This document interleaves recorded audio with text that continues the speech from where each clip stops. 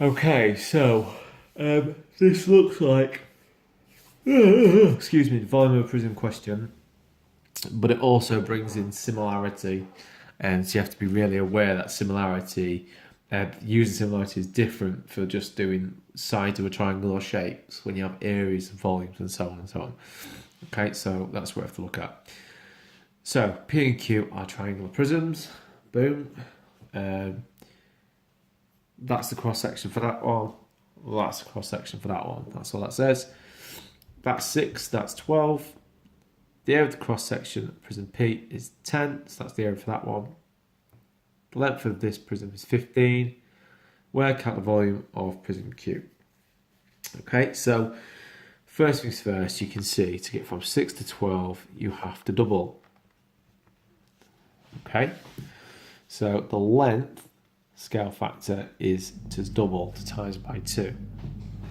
Okay, now the area scale factor is actually that squared, and the volume factor is actually that cubed.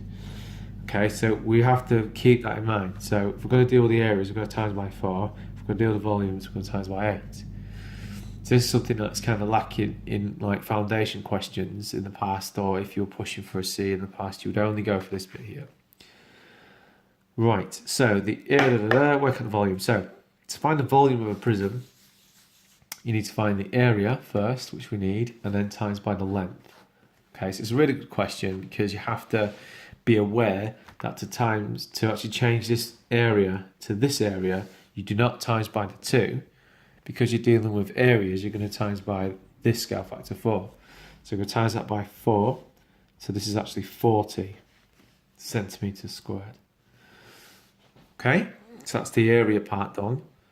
So we're going to do this area times it by this length here. Now because we're dealing with lengths here, that's 15, so we are going to times that by 2, so that's going to be 30. It's nothing to do with the squares or the cubes because we're just dealing with length to length. So we've got that. Okay, so we're going to times that.